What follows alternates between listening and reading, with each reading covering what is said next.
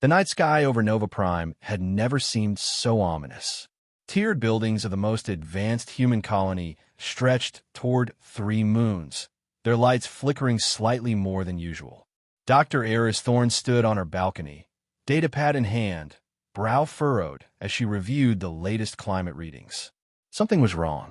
Again. The patterns don't match, she muttered, comparing atmospheric disturbance charts with historical data. The wind shears are increasing in regular intervals, not random fluctuations like natural weather systems. This was just the latest in a series of anomalies that had begun to plague Nova Prime. The colony, once the shining jewel of human expansion into the stars, was facing mounting crises.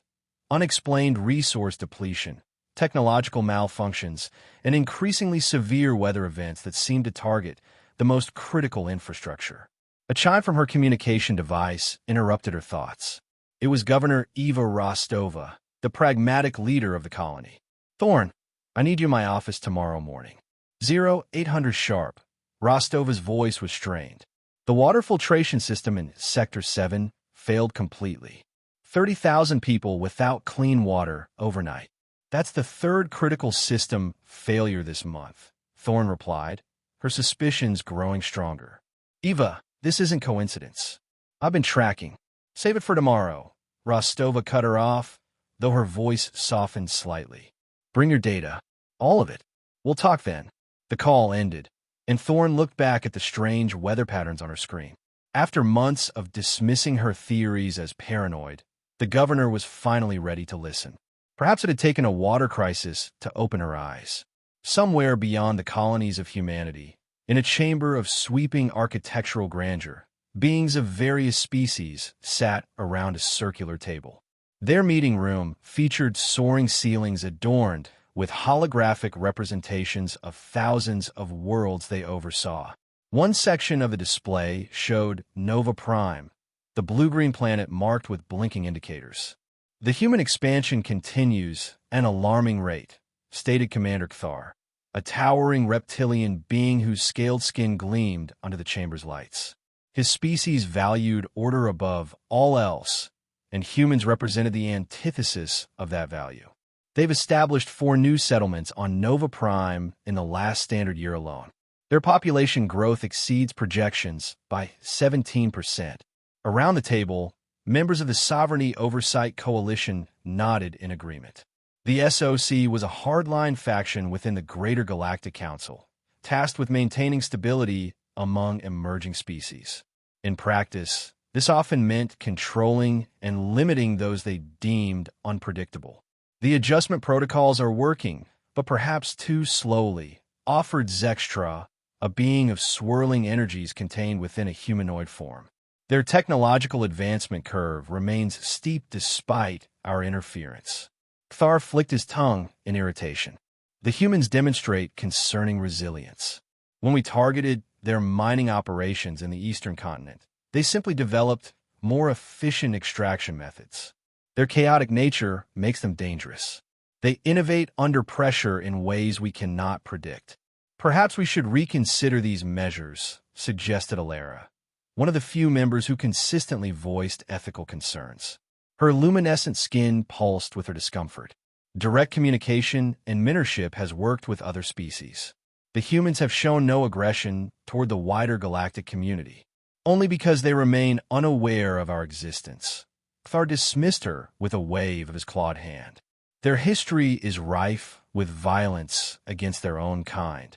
Their chaos must be contained before they discover interstellar travel beyond their current limited capabilities. Our measures are necessary precautions." He activated a holographic display showing the various adjustments being implemented on Nova Prime. Weather modification devices creating targeted drought conditions, nanoscopic systems introducing subtle flaws into technological infrastructure, and information manipulation algorithms sowing discord among different colony sectors. "The water system interference was perhaps too severe," admitted Zextra. "It may draw unwanted attention. It will be attributed to engineering failure," Kthar replied confidently. "Escalate the protocols. I want to see how they respond under greater pressure." Their breaking point must be understood before they become a genuine threat. The next morning, Security Commander Kai Moreno joined Thorne and Rostova in the governor's office. The tall, scarred veteran of Earth's last conflict had initially been the most skeptical of Thorne's theories, but recent events had shaken his certainty. The water system sabotage was sophisticated, he reported, standing rigidly while Thorne and Rostova sat reviewing holographic displays. My team found microscopic fractures in critical junctures of the main filtration array. Perfect symmetrical patterns, not material failure. Just like the power grid failures last month, Thorne added, pulling up her compiled data. And look at these weather patterns over our agricultural sectors. She displayed swirling storm systems that had devastated crops. These formations aren't natural. The barometric progressions follow mathematical sequences. Governor Rostova studied the evidence, her face grave. Once Earth's youngest diplomatic envoy before taking leadership of Nova Prime, she had built her reputation on level-headed pragmatism. You're suggesting an invisible hand is deliberately sabotaging our colony, she said finally. Why? And more importantly, I don't know yet, Thorne admitted. But these events began approximately 18 months ago and have increased in frequency and severity. The patterns suggest testing, probing for weaknesses, observing our responses. Moreno's jaw tightened. This is an act of war. Against an enemy we can't identify, with technology far beyond ours, Rostova countered. We need more evidence before making accusations or creating panic among the colonists. Then let's get it, Thorne said firmly. I need access to all colony systems. Kai, I need your security teams. We'll establish a detection grid, monitor for energy signatures not consistent with our technology. Rostova nodded slowly. Do it, but quietly. If we're being watched, let's not show our hand too soon. As the days passed, Nova Prime's troubles multiplied. Engineered dust storms swept across agricultural sectors, destroying months of careful cultivation. A sophisticated computer virus temporarily paralyzed local communication networks, causing confusion and fear. Perhaps most insidiously, disinformation began spreading through the colony's information channels, inflaming tensions between the original settlers and more recent arrivals. Meanwhile, Thorne and Moreno's investigation yielded disturbing findings. Sensors detected unusual isotopes in the dust storms that couldn't have formed naturally on Nova Prime. The communications virus contained code structures unlike anything in human programming. Most damning of all, they discovered microscopic surveillance devices of extraordinary sophistication embedded in critical infrastructure throughout the colony. These are unlike anything humanity has created, Thorne explained to Rostova as they examined one of the recovered devices, magnified 1,000 times on a laboratory display. The quantum entanglement communication method alone is centuries beyond our current capabilities. Rostova's usual composure faltered. So we're being watched, tested, deliberately destabilized. By whom? And to what end? I don't know, Thorne admitted. But whoever they are, they're escalating. Each interference is more severe than the last. Commander Moreno paced the laboratory, frustration evident in every movement. We need to go public with this. Alert Earth.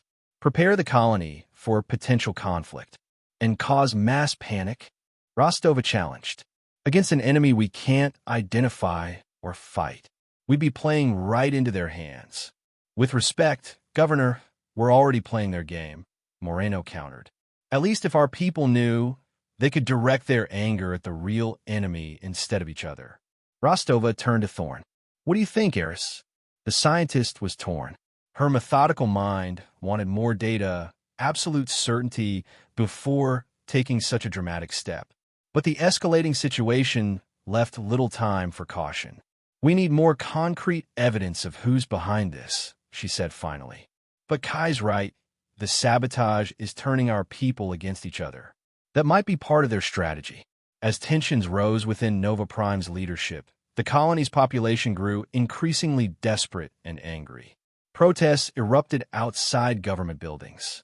Security forces struggled to maintain order while investigating the mysterious failures. Families hoarded supplies, fearing what might come next. In their chamber far from Nova Prime, the SOC members watched the human response with a mixture of contempt and confirmation bias. "Look how quickly they turn on each other," Thar observed, viewing footage of angry protesters confronting security forces. "This validates our assessment. They cannot be trusted with greater power in the galactic community. They've discovered some of our observation devices," Zextron noted with concern. "Their chief scientist, this Dr. Thorne, is more resourceful than anticipated." "It changes nothing," Thar dismissed. "Their investigations are merely proof of their presumption. They believe they have the right to expand unchecked through the galaxy." Alera's form pulsed with increasing distress. "We are creating the very instability we claim to prevent." Their responses have been remarkably measured considering the provocations.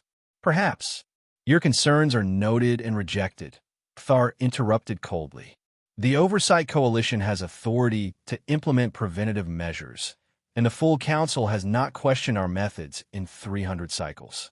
He turned to the tactical display. "We need a definitive demonstration.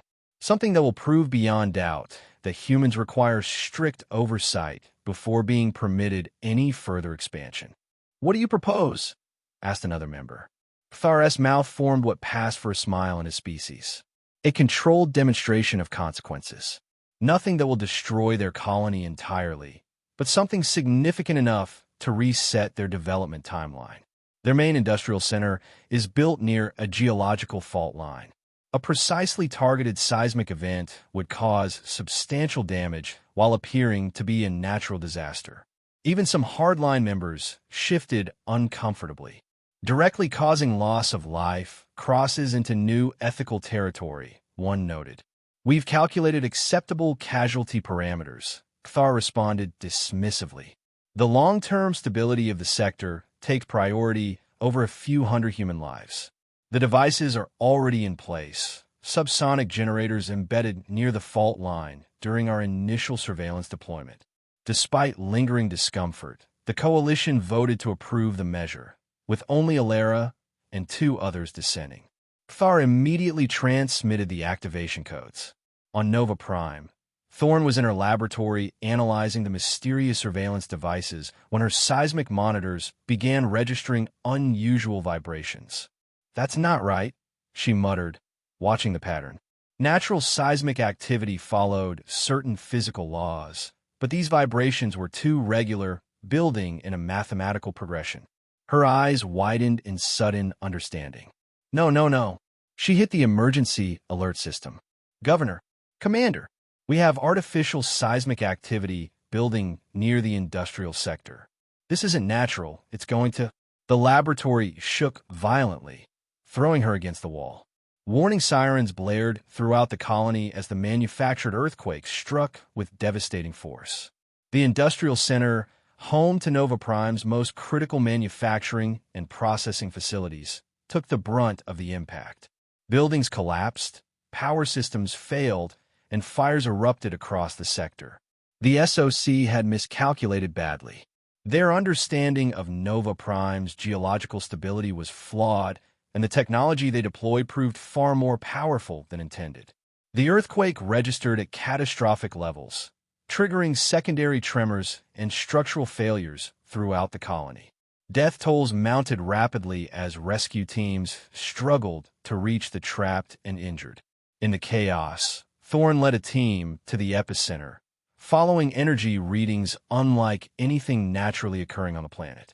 There, embedded deep in the rock, they discovered several still-functioning devices emitting subsonic frequencies precisely modulated to trigger tectonic movement. They managed to recover one intact before the devices initiated self-destruction protocols. 3 days later, Governor Rostova, Commander Moreno, and Dr. Thorne gathered in an emergency bunker beneath the Colonial Administration building. The settlement was in mourning, with over 1,000 confirmed dead and many more injured. The industrial sector lay in ruins, and with it, much of the colony's manufacturing capability. But something else had changed too. The disparate factions that had been fighting amongst themselves were now united in grief and rage. They wanted answers. They wanted justice. "We have conclusive proof," Thorne said, displaying the analysis of the recovered seismic device. The earthquake was artificially induced. The technology is completely alien, quantum engineering principles we've only theorized about. And look at this energy signature. She displayed a distinctive pattern. It matches exactly what we detected from the surveillance devices. Whoever was watching us just declared war. Moreno's face was like stone. "Then we respond in kind." "With what?" Rostova asked. "If they have this technology, what chance do we stand in direct confrontation?" "We use what humans have always used when outmatched," Thorne replied, a cold determination in her voice that surprised even herself. "Ingenuity, unpredictability, and the courage to take risks our enemies won't expect." Rostova studied her companions, then nodded slowly. "No more hiding. No more caution. Nova Prime is now on a war footing against whoever did this." She turned to Moreno. "Assemble your best people. We need a strike team." To Thorne, she said, "Learn everything you can from that device. Find a weakness. Find a way to track it. Back to its source." What followed was a colony-wide mobilization unlike anything in human extraterrestrial history. The fractured community united with singular purpose. Engineers worked alongside Thorne to understand the alien technology. Security forces under Moreno's command prepared for unspecified action against an unknown enemy. Rostova managed the public response, ensuring the people remained united while preparing them for potential consequences. Thorne made the breakthrough 2 weeks later. The quantum entanglement properties of the seismic device retain connections to its control systems. "It's like a quantum fingerprint," she explained to Rostova and Moreno. "They're still out there, still watching. And now we can trace their signals back through the entanglement. Even better, I can use their own communication network to deliver a payload." "What kind of payload?" Rostova asked. "Information," Thorne replied. "I've developed what you might call a logic virus. It won't destroy their systems. That would alert them immediately. Instead, it will quietly extract data and broadcast it back to us while simultaneously preparing for a wide-spectrum transmission." Moreno leaned forward.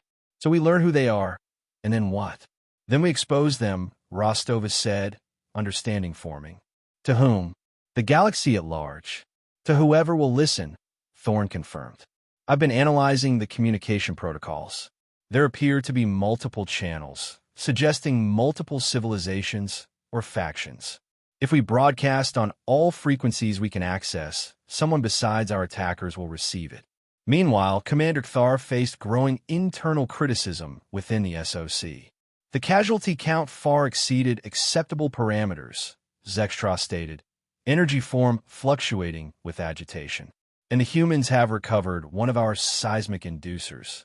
A regrettable miscalculation, Qatar conceded, but ultimately beneficial to our purpose. The setback will delay their development significantly. And if they trace the technology back to us," Alara demanded, "you've potentially exposed the Council's existence to them before we were prepared for contact." Kthar dismissed her concerns. "Their technology is far too primitive to decipher our quantum communication methods. They will never." An aide rushed into the chamber, interrupting protocol in a way that immediately silenced the room. "Commander, our monitoring systems are experiencing unusual data extraction patterns. Something is accessing our networks through the quantum entanglement pathways." For the first time, alarm registered on Kthar's reptilian features. "Impossible. Shut down all connections to the Nova Prime surveillance net immediately." But it was too late. Thorne's logic virus had already infiltrated their systems, extracting terabytes of data about the SOC, their deliberations, and their systematic campaign against Nova Prime. The virus transmitted everything back to the human colony while simultaneously preparing the Council's own communication systems for what would come next. On Nova Prime, the final phase of humanity's response began. With the recovered intelligence, they now understood who had attacked them and why.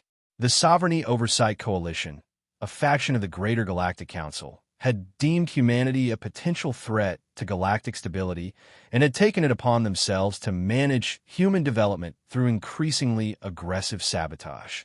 "They've been manipulating us from the start," Rostova said grimly as they reviewed the stolen data, "testing us, hampering us, turning us against each other. And when that wasn't enough, they tried to destroy everything we've built. Now we make them pay," Moreno said, his voice cold with controlled rage. "Not with violence," Thorne cautioned. "At least, not directly. We'd lose that fight. But there's something they value more than military victory. Their reputation," Rostova realized. "Their standing in this Galactic Council." Thorne nodded. "Exactly. And based on these communications, many council members are unaware of the SOC's actions against us. Some would likely oppose them if they knew." Their plan took shape quickly. Using the compromised communication networks, they would broadcast everything. All evidence of the SOC's interference, the deliberate sabotage, the murderous earthquake attack, and the intercepted deliberations revealing the SOC's true motives. They would transmit on every frequency they could access, including the Council's own secure channels that the logic virus had infiltrated. But Moreno suggested a bold addition to the plan. "We need more than just a broadcast. We need to demonstrate that humans aren't helpless victims." He proposed a small strike team using a disguised cargo shuttle and cloaking technology adapted from the recovered surveillance devices. Their mission: approach one of the SOC observation vessels in orbit around a neighboring system and plant an unremovable tracking device, or better yet, steal a piece of their technology. "It's extraordinarily risky," Rostova warned. "So it was doing nothing," Moreno countered. "If this broadcast doesn't work, we need a backup plan. Intelligence on their movements and capabilities." After intense debate, the mission was approved. While Thorne finalized the logic virus and prepared the mass broadcast, Moreno led a small team of the colony's most skilled personnel on the dangerous mission beyond their star system. The day of reckoning arrived. As Moreno's team approached the unsuspecting SOC vessel, Thorne activated the broadcast sequence. Across thousands of frequencies, the truth about the SOC's actions against Nova Prime burst forth into the galactic information sphere. The reaction was immediate and seismic. The Great Galactic Council, an assembly of hundreds of civilizations spanning multiple star systems, erupted in confusion and outrage. Species that had never heard of humans suddenly received detailed accounts of the SOC's unauthorized campaign against the fledgling civilization, complete with the SOC's own recordings and deliberations. Thar and his coalition faced a catastrophic diplomatic crisis. Many council members who had tacitly permitted the SOC's oversight role were horrified by the methods employed. The cold-blooded calculation behind the earthquake attack particularly shocked civilizations with more developed ethical systems. In his command center, Kthar raged as his carefully constructed authority crumbled. "Target the human colony immediately. Full military response. They cannot be allowed to." "Commander Kthar," a voice interrupted, belonging to a council envoy who had just transported into the chamber. "By emergency order of the full council, you are relieved of command pending investigation. The SOC's authority is suspended effective immediately." Meanwhile, Moreno's team executed their mission with precision that would become legendary. Using stealth technology reverse engineered from the surveillance devices, they not only planted tracking devices on the SOC vessel, but managed to infiltrate its data systems and extract crucial intelligence on the Coalition's military capabilities and positional data on all their ships. As they made their escape, alarms finally sounded on the SOC vessel, but by then they were already entering light speed, carrying with them proof that humans were not to be underestimated. The aftermath unfolded rapidly. The Galactic Council convened an emergency session. Kthar and key SOC members were placed under restriction pending formal hearings. Across thousands of worlds, the human question became the most discussed topic in centuries. 3 weeks after the broadcast, a formal council delegation arrived at Nova Prime. Governor Rostova, Commander Moreno, and Dr. Thorne met them in a hastily prepared diplomatic chamber. The lead council representative, a being of ethereal light and subtle harmonics, addressed them first. The council extends profound regrets for the unauthorized actions taken against your world by the Sovereignty Oversight Coalition. They acted without full council approval or knowledge. Regrets don't rebuild our industrial sector or bring back our dead, Rostova replied evenly. We are not here to join your council or beg for admission. We are here to establish terms. The delegation seemed taken aback by this directness. Clearly, they had expected gratitude or at least deference from the primitive species. Thorne stepped forward. The SOC's actions constitute war crimes by any civilized definition. We demand justice for those responsible, particularly Commander Kthar, who authorized the seismic attack. Moreno added, we require full reparations for all damage caused to Nova Prime, including the lives lost and the developmental setbacks engineered over the past 2 years. And most importantly, Rostova concluded, we demand recognition of humanity's sovereignty and self-determination. No more interference, no more management, no more testing us like laboratory specimens. The council representatives conferred among themselves, clearly unprepared for such forthright demands. Eventually, the lead delegate responded. The council acknowledges the grievous wrongs committed against your people. Commander Kthar and the primary architects of the campaign against Nova Prime will face justice under council law. We are prepared to offer technological assistance and resources to help rebuild what was destroyed. And our sovereignty, Rostova pressed. Another uncomfortable silence followed. Finally, the council has existed for millennia to maintain galactic stability. While we acknowledge your right to develop without interference, complete autonomy without oversight is unprecedented for an emerging species. Yet you gave that oversight authority to those who tried to destroy us, Thorne pointed out. Your system failed catastrophically. Perhaps, Moreno suggested with dangerous calm, you should consider what happened to the last group that underestimated humanity's response to existential threats. The implicit message was clear. Humans would not submit to control, and their reaction to future interference might not be limited to information warfare. The negotiations continued for days, with the council delegation gradually coming to understand that they faced a species unlike any they had encountered before. Humans combined technological ingenuity with an almost irrational resilience and unity of purpose when threatened. Most significantly, they demonstrated a willingness to take existential risks that the older, more cautious civilizations found both alarming and impressive. Eventually, a tentative agreement was reached. The SOC would be dissolved and its leadership held accountable. Substantial reparations would flow to Nova Prime. Most significantly, humanity would be granted protected development status, allowed to progress without interference while establishing diplomatic channels with a wider galactic community at their own pace. It was not full recognition as equals, but it was an unprecedented concession from the Council, which had never before been forced to negotiate terms with a species at humanity's development stage. As the Council delegation departed, Governor Rostova, Commander Moreno, and Dr. Thorne stood watching their ship rise into the evening sky of Nova Prime. Will they honor the agreement? Moreno wondered aloud. They'll be watching us even more carefully now, Thorne acknowledged.